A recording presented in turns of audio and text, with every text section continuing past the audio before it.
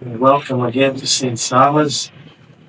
And mm, as I just spoke with your Bishop James, um, I heard a few words about Jackson and its surrounding uh, that are typically here from visitors. And that is peace, stillness, grace, beauty, even holiness.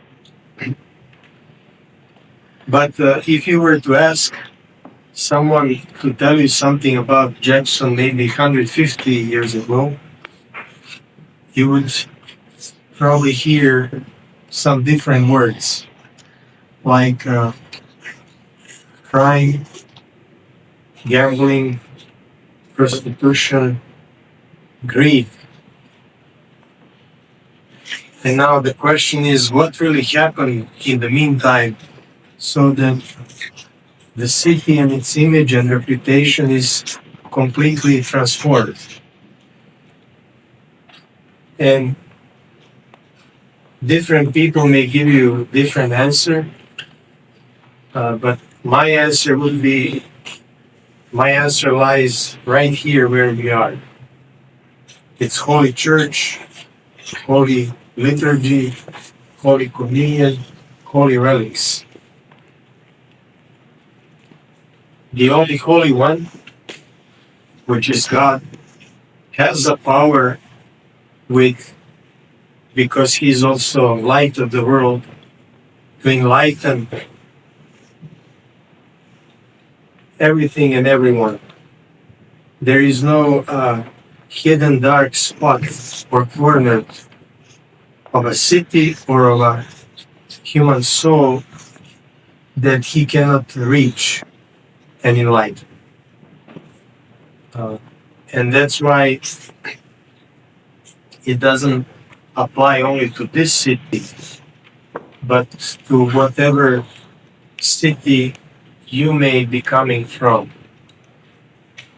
And that's why you have such an honor, but also such a responsibility to be light bearers and to enlighten with the light of God that is within you, to bring light to the communities that you belong to.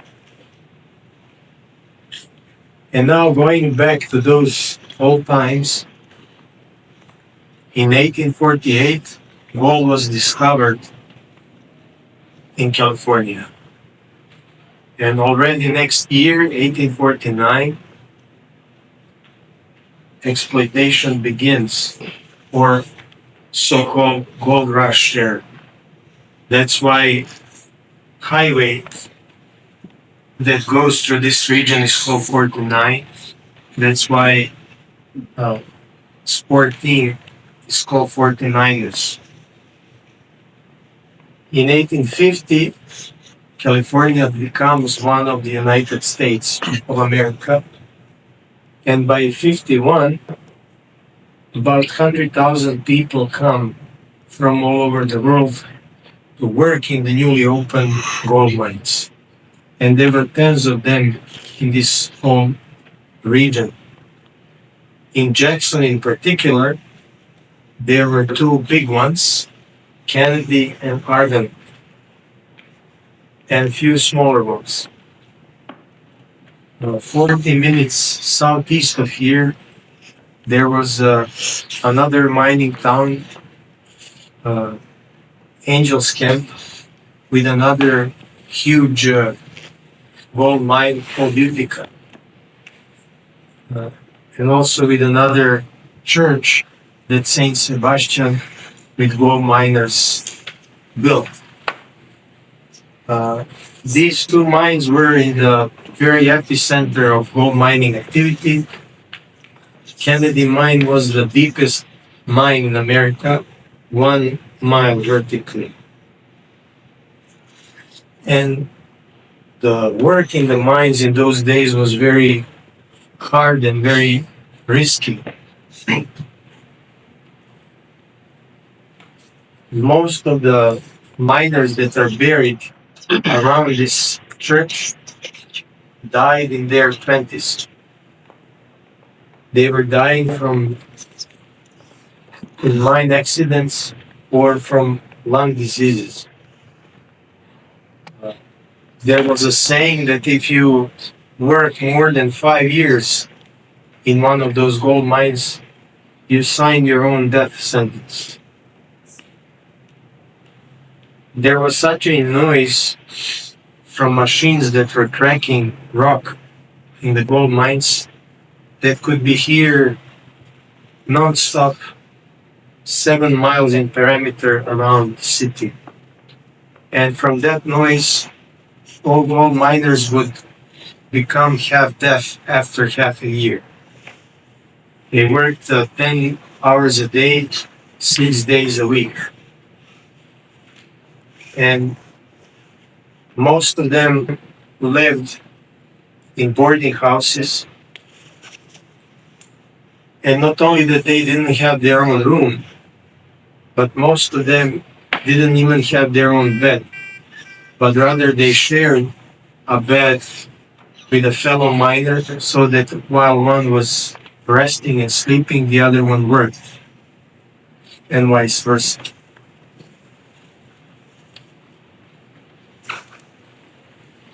Mine accidents were not infrequent, and the biggest one happened in 1922, the biggest mine disaster in California history. That happened right there in the Argonaut mine. 47 miners perished in one day when fire started above the level where they were, and they slowly started losing oxygen and eventually suffocated to death. 11 of them were our parishioners, and they were buried next to each other under that long concrete slab that you can see as soon as you exit the church.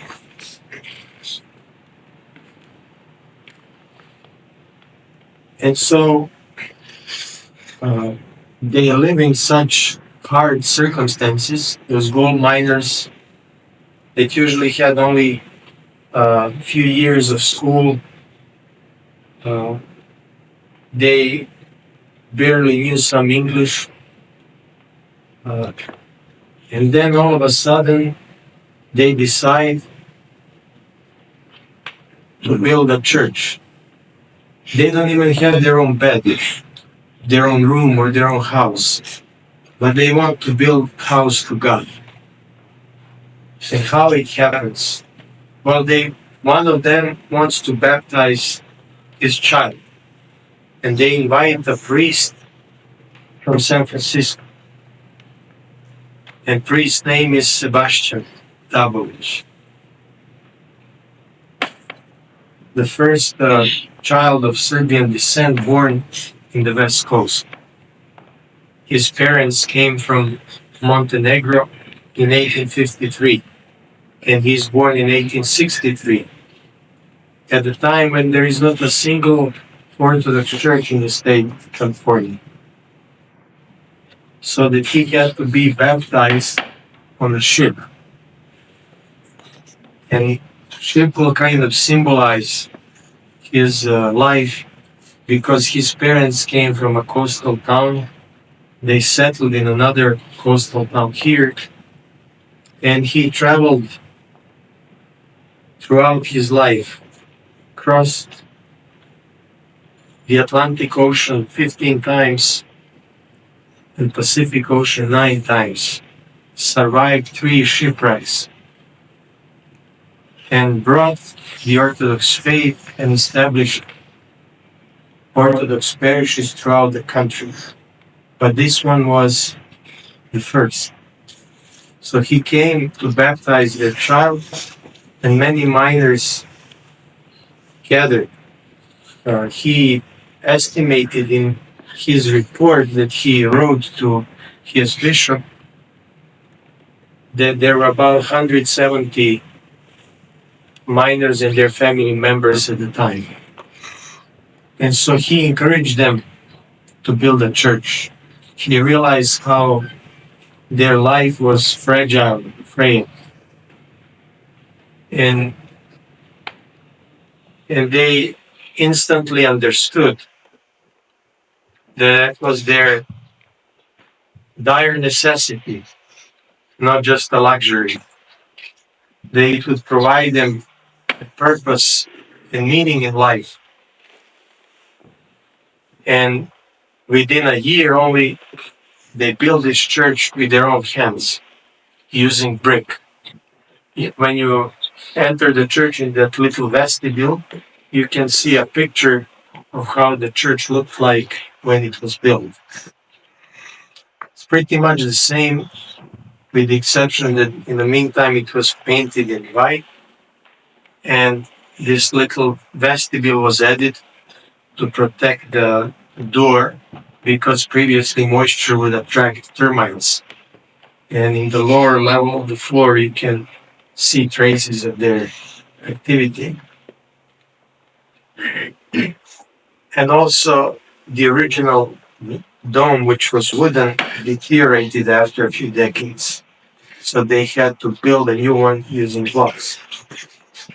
They used brick to build the church. And we know a person who baked the brick. Is buried in Ayon. And whenever we do memorial services, we also go to his grave.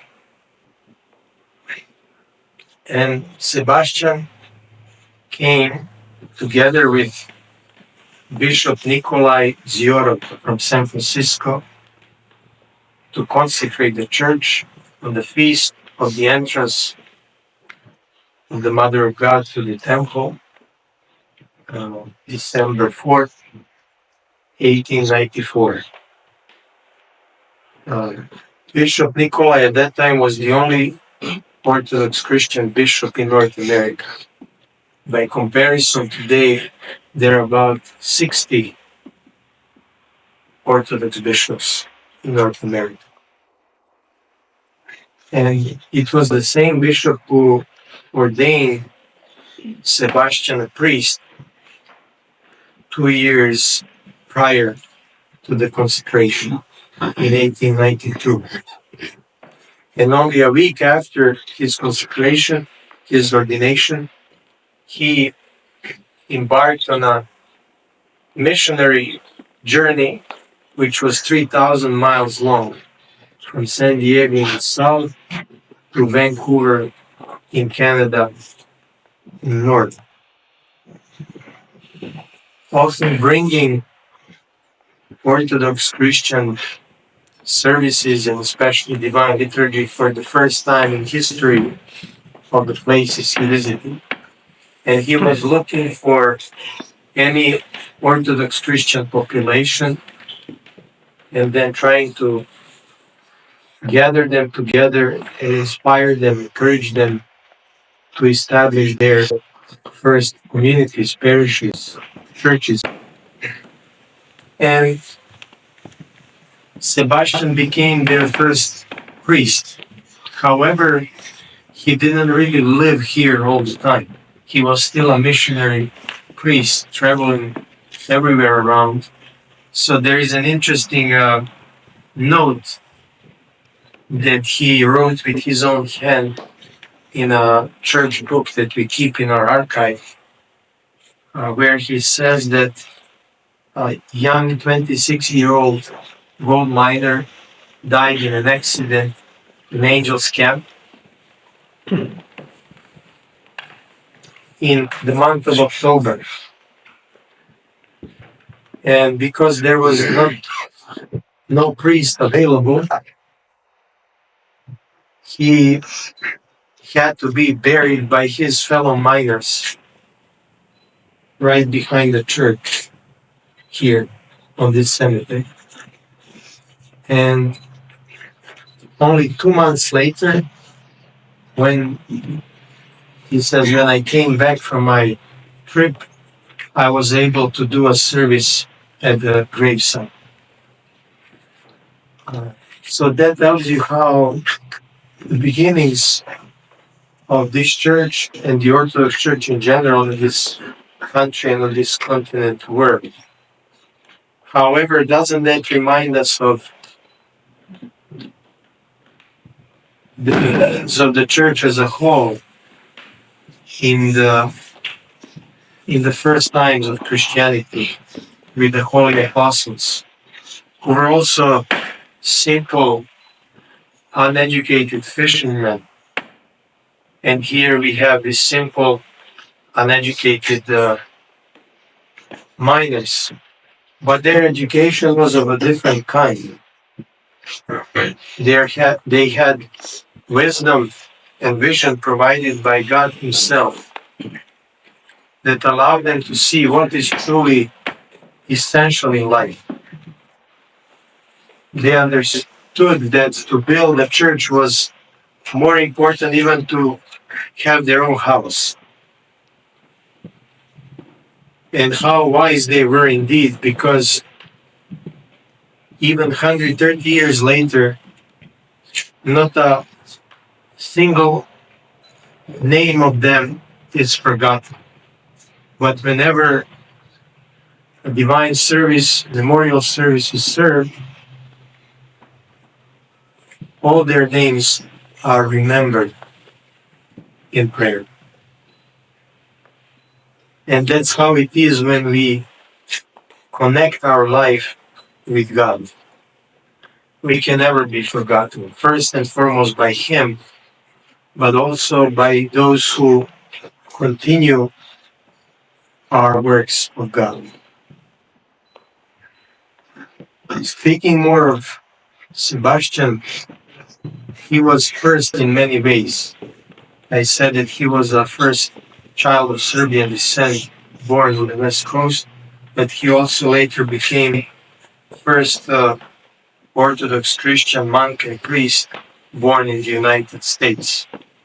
There were some monastics that were born in Alaska, but at the time when Alaska wasn't yet part of the United States.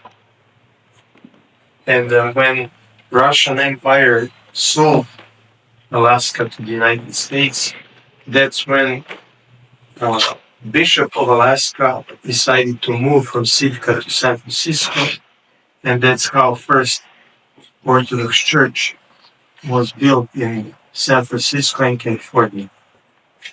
When this church was built, it was only second in the state of California. He also was a member of a delegation that accompanied Bishop Vladimir at the second ever recorded meeting between an Orthodox Christian bishop and American president. And it was in late 1800s with President McKinley.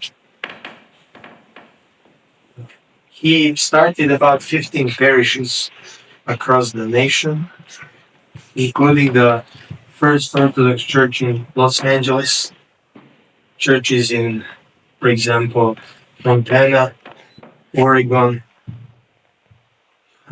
Arizona, even the first Serbian parish in Chicago, Illinois.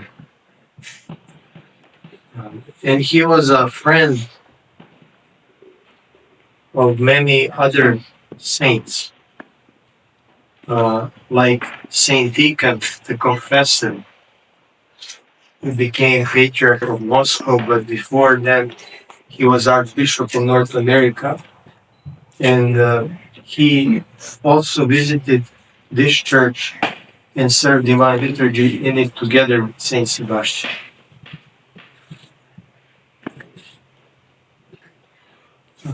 And last few years of his life, he spent in his ancestral land.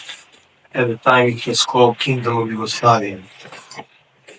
And he was spending time in our capital city of Belgrade, where Peter provided little apartment for him, in monastery of Žiča, where originally Saint Sava, the patron of this church, had his archdiocesan see in the 13th century, and where at his time Saint Nikolai Velimirovich was bishop, his great friend.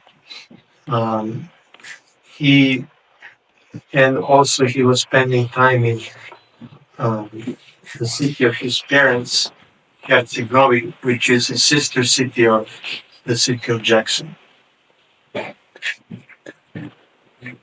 And he eventually died in the Žiča monastery in 1940 at the age of 77. Saint Nikolai was right next to him, and he asked him, Father Sebastian, do you have any other wish? And Saint Sebastian replied, only the kingdom of heaven. And then Saint Nikolai, when he was writing a beautiful article about Sebastian, said the way he lived, the same way he also reposed in the Lord, this holy and viceless man. And he also called him one of the greatest missionaries of modern times. He even traveled to Japan, and Saint Nicholas of Japan recognized his missionary talent and wanted him being part of his mission. Nonetheless, Sebastian felt more called to serve in America, as we know. He also traveled to Alaska, where Orthodoxy was conceived in America, and started participating, starting parishes in Juneau and Douglas. The church in Juneau is still there.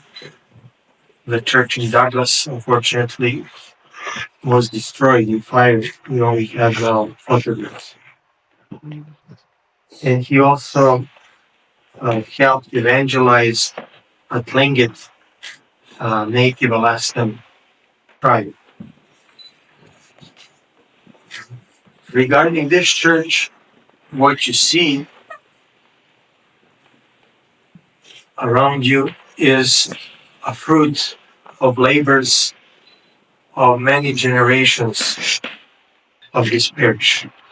Some of the icons are here from the very beginning, like these two icons of the Lord and his mother, which initially used to be on the iconostasis.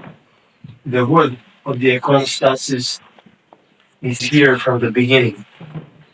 These icons, the big icons that you see now, were added for our centennial celebration in 1994, and they were produced by a person probably most of you know.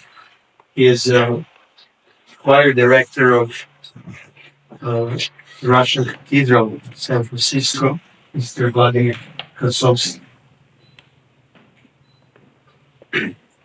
Then that icon of the Most Holy Mother of God, the chandelier, as well as the bell, were gifts of Bishop Nikolai, who came to consecrate the church. The bell was cast by native Aleuts in Alaska, and this icon of the Mother of God was produced in St. Panteleimo's monastery on Mount Athos. And on its back there is an inscription in Church Slavonic saying that there were about 12 icons like that produced, and this one was produced for this church in particular.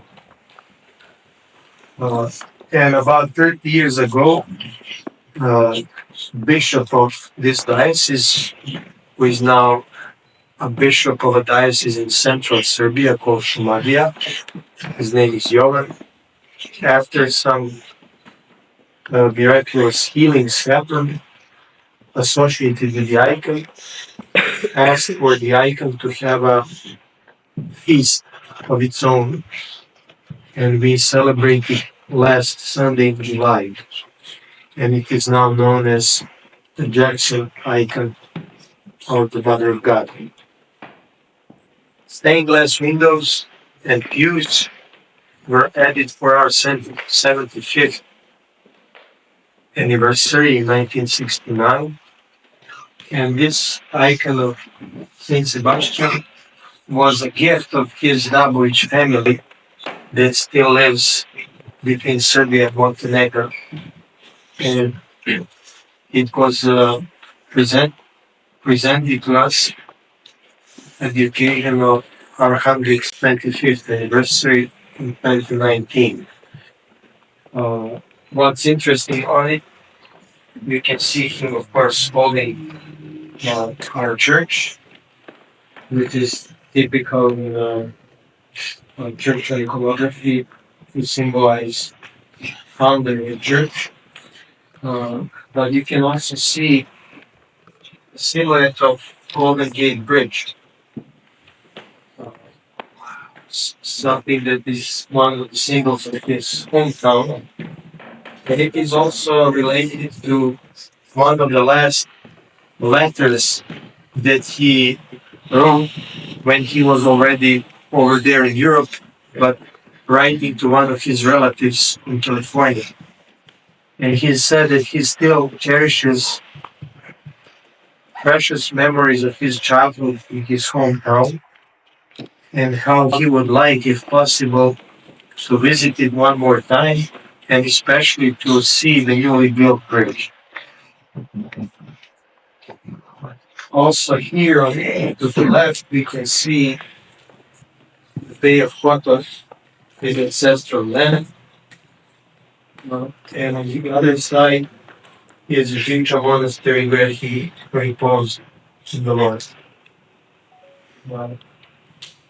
On the top, you can see something that uh, is a stylized bishop's mitre. And it was put there to remind us of the mitre that he received from Saint Deacon in recognition of his apostolic and pastoral labors. A mitre that he ended up selling in order to support the building of another church. But as St. John Chrysostom said, only what we give away for Christ's sake remains truly ours forever. And that mitre is there to remind us of that profound truth.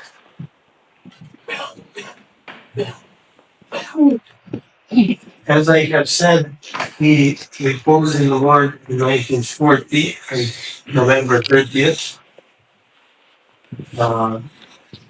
American ambassador to Yugoslavia sent his delegation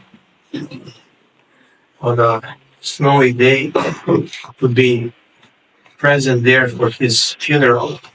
That ambassador called him his spiritual father and was inviting him for a Thanksgiving meal every year at the American Embassy in Belgrade.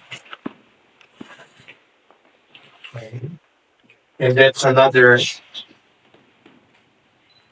uh, amazing thing about Saint Sebastian. He was truly like that bridge that is under him on the icon, connecting different countries, different people, different cultures, nations around Christ. And he reposed at the monastic cemetery of Žiča Monastery for 67 years. He dedicated the first church he built in America to Saint Sava, and then he reposed in the Lord in the monastery where Saint Sava lived, and which Saint Sava with his brother Saint Stephen built. And then in 2007, upon the request of the local community, which was presented by our Bishop Maxim to the Assembly of all our bishops, um, the request was granted, and in 2007, these holy relics were transferred by airplane from Žiča to Jackson. And it was a magnificent event. Some of the fathers might have been here. I'm sure your Archbishop Kirill was here because he's even depicted on the fresco that shows that event.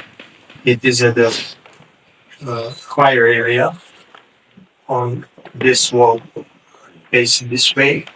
And among many bishops and clergy and faithful, there was also one bishop that came from Serbia. At that time, he was an assistant bishop, but now it's our young patriarch of faith. We were also blessed to be visited by his predecessor, Bishop Irine. We had a chance to speak with him a couple of years before he reposed. And he told me that he had a chance to visit him twice in his life. Also, another great hierarch, Metropolitan Amphilochia of Montenegro, visited us. And this icon of St. Peter Tsepi is his gift to our church. We were also visited by Abbot Methody of Hilanda Monastery, Mount Athos, and the icon of the Mother of God at three hands is his gift.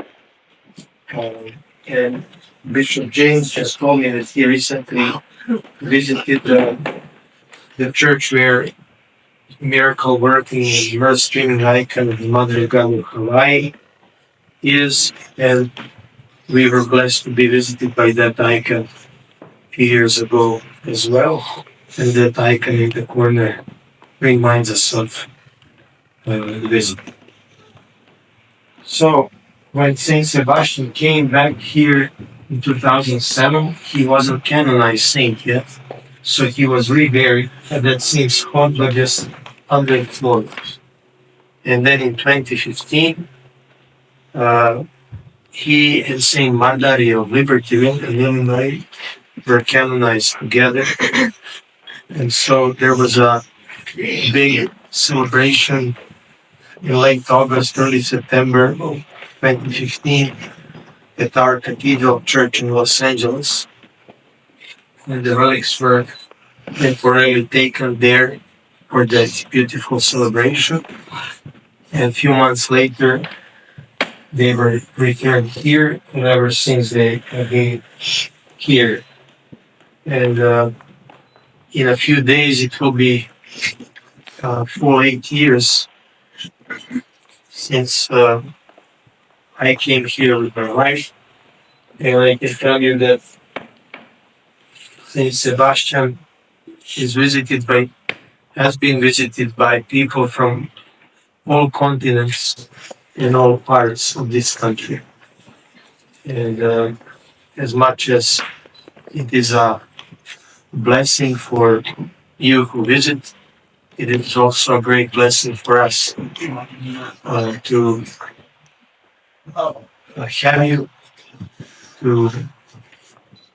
have you say a prayer for us in our church, and that's why it is a great joy and honor to have you today here, as well as for you to have your retreat in our city.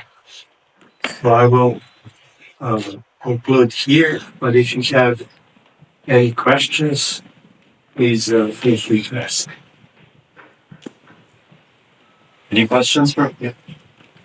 I noticed outside there's a tombstone with the last name Bojovic. What's their relation to Saint Sebastian? They are not directly related. Most of his family was buried at Hola Cemetery in San Francisco. But since we are not uh, a great big nation in numbers, probably somewhere in the distant past they were related. Because his family originally was from Herzegovina, but then during the Ottoman rule of the Ottoman Empire, they moved to the coast. So some of them stayed in Herzegovina, some of them went to the coast. And these people in particular were from Herzegovina, from the mountainous part.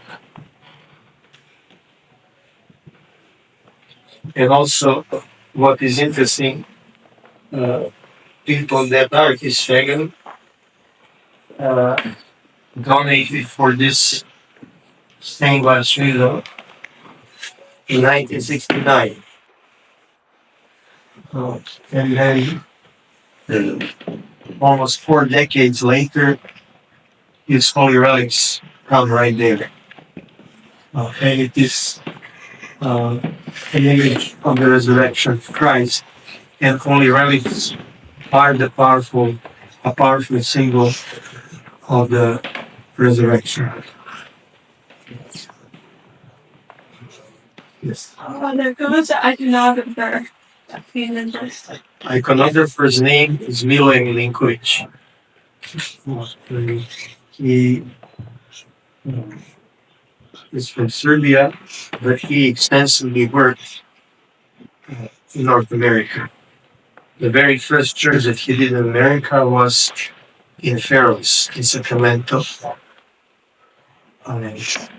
And he also did this church.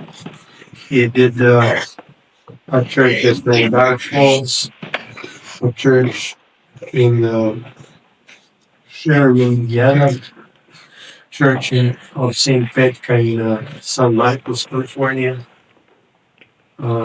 as well as St. Sava Monastery in Liberty, Illinois, where holy relics of St. Magdalene and a few other. And however, he says that when he's America, he considers this church to be his parish. And he worked for 13 years on these frescoes. How many? 13. He worked on a few other projects at the same time. And he started in 1995 and completed the project in 2008. And when we say fresco, it is kind of now a term that is used for any kind of wall painting. But originally, what it meant was that you painted on fresh plastic, and that's why fresco. However, that technique wasn't used in this church. He used a sector technique, which is to paint on drywall, and that's the technique that he used for the altar. But for the rest of the church, he used a technique that is more modern and often used for practical reasons, and that is to paint on canvas. In his studio in Serbia, where he lives, and then he would bring those canvas boards and attach them to the walls. And since you come, since you're all Orthodox Christian, you're familiar with the iconographic themes. What I could only maybe point out your attention. That church's founder, Saint, and you can see Saint Sebastian presenting the church to Christ, and behind Christ is Saint Sava with a censer in his hand, praying for um, the gift to be accepted by Christ. And behind Saint Sava are two bishops, Bishop Nikolai Zior, who consecrated the church, and Saint Tikhon, a confessor who visited and served in this church. And behind them you can see a Ridge monastery that I talked about before. And on this side here, you can see a scene of unity of our church and people in this country. Because between 1963 and 1992, there was a division, unfortunate division. But then, under the guidance and leadership of our Holy Patriarch Paul, who is seated on the throne, on the fresco, the two sides are reconciled, and since then they've been together, thanks be to God. And the other people depicted are uh, bishops that were active at the time in this country. And on the top next to Christ, you can see Saint Simeon, the God receiver, because on the feast of the meeting of the Lord, the reconciliation took place in the form of the divine liturgy served at the Cathedral Church in Dublin on that feast day.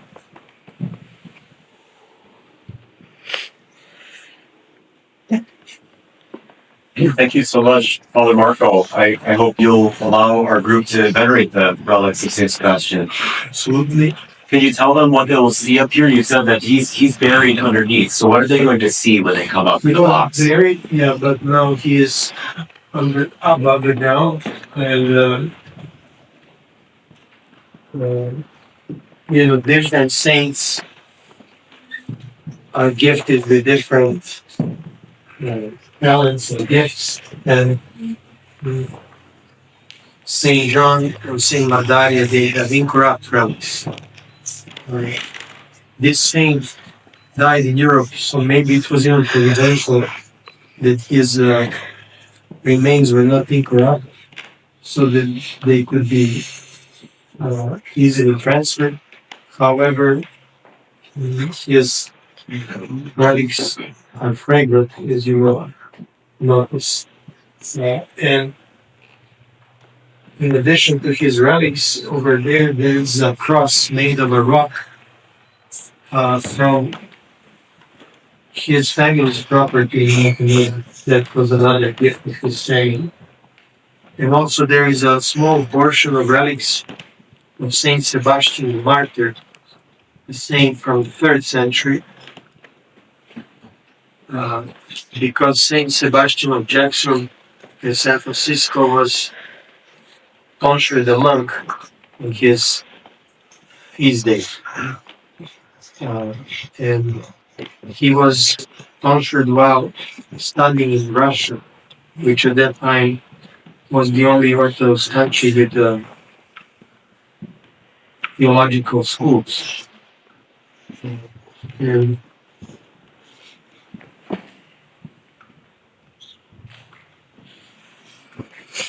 since he was tonsured the monk on his feast day, he was named after him.